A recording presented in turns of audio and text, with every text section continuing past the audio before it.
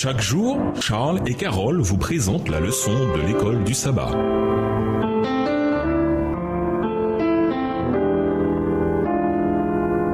Bienvenue à notre émission Dieu nous parle. Voilà la leçon de lundi, la loi et le péché. Dans l'étude d'hier, nous avons lu un passage, Romains 7, versets 15 à 25, qui évoquait la réalité du péché pour tout le monde, y compris les chrétiens. Pourtant, dans les versets qui précèdent, Paul renvoie à la loi, ce qui montre combien le péché est répandu et combien il est meurtrier. Lisons Romains 7, les versets 1 à 14. Quel est le lien entre la loi et le péché? Que nous disent également ces versets sur l'impossibilité d'être sauvé par la loi? Romains 7, versets 1 à 14. Ignorez-vous, frères, car je parle à des gens qui connaissent la loi, que la loi exerce son pouvoir sur l'homme aussi longtemps qu'il vit. Ainsi, une femme mariée est liée par la loi à son mari tant qu'il est vivant. Mais si le mari meurt, elle est dégagée de la loi qui l'a liée à son mari. Si donc du vivant de son mari, elle devient la femme de notre homme, elle sera appelée adultère.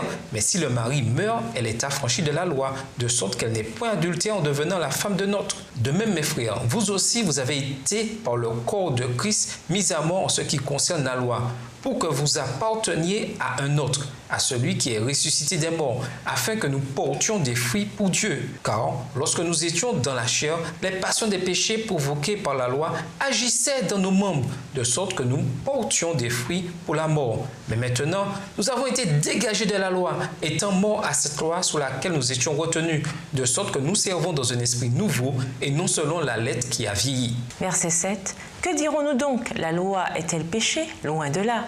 Mais je n'ai connu le péché que par la loi.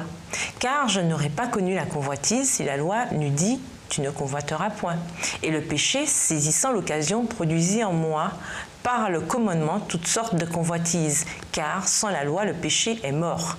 Pour moi, étant autrefois sans loi, je vivais, mais quand le commandement vint, le péché reprit vie, et moi je mourus. Ainsi, le commandement qui conduit à la vie se trouva pour moi conduire à la mort. Verset 11. Car le péché, saisissant l'occasion, me séduisit par le commandement, et par lui me fit mourir.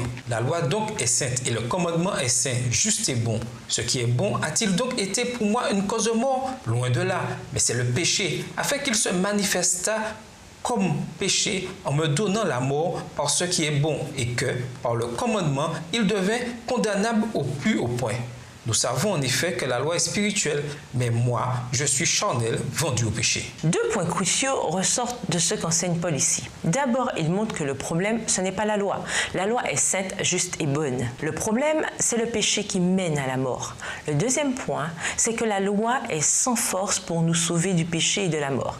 La loi attire l'attention sur le problème du péché et de la mort.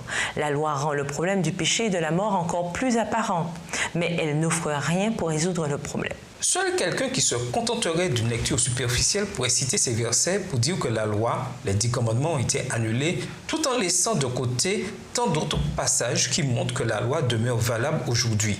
C'est le contraire de ce que Paul dit. Rien de ce que Paul écrit ici n'aurait de sens si la loi était annulée. Son argument fonctionne sur l'idée que la loi est toujours en vigueur, car c'est la loi qui montre la réalité du péché et le besoin de l'évangile qui en découle. Que dirons-nous donc? La loi est-elle péché? Jamais de la vie. Mais je n'ai connu le péché que par la loi. Ainsi, je n'aurais pas su ce qu'était le désir si la loi n'avait pas dit « tu ne désireras pas ». Romains 7, verset 7. Lisons attentivement Romains 7, le verset 13. Que dit Paul non seulement sur la loi, mais aussi sur la raison pour laquelle elle est toujours nécessaire? Romains 7, verset 13. Ce qui est bon a-t-il donc été pour moi une cause de mort? Loin de là, mais c'est le péché, afin qu'il se manifestât comme péché en me donnant la mort par ce qui est bon, et que, par le commandement, il devint condamnable au plus haut point. La loi ne produit pas la mort, c'est le péché qui la produit. La loi, c'est ce qui montre combien le péché est meurtrier. La loi est bonne en cela qu'elle indique le péché, mais simplement, elle n'a pas de solution au péché. Seul l'Évangile peut y répondre. L'idée de Paul, c'est qu'en tant que chrétiens qui avons été sauvés en Christ, nous avons besoin de servir sous le régime nouveau de l'Esprit. Romains 7, verset 6. Autrement dit, nous vivons dans une relation de foi avec Jésus, nous confiant en ses mérites et en sa justice pour le salut, qui est le thème d'une bonne partie de ce qui a précédé dans Romains. Comment votre expérience personnelle avec l'observation de la loi vous a-t-elle montré combien vous avez besoin de la grâce de Dieu? Et nous vous laissons avec la réflexion du jour, alors la fin viendra. Dieu vengera sa loi et délivrera son peuple. Satan sera retranché avec tous ceux qui auront participé à sa révolte. Péché et pécheurs périront également, racines et rameaux. Au revoir. Et à demain si Dieu veut. Dieu nous parle. Chaque jour, Charles et Carole vous présentent la leçon de l'école du sabbat.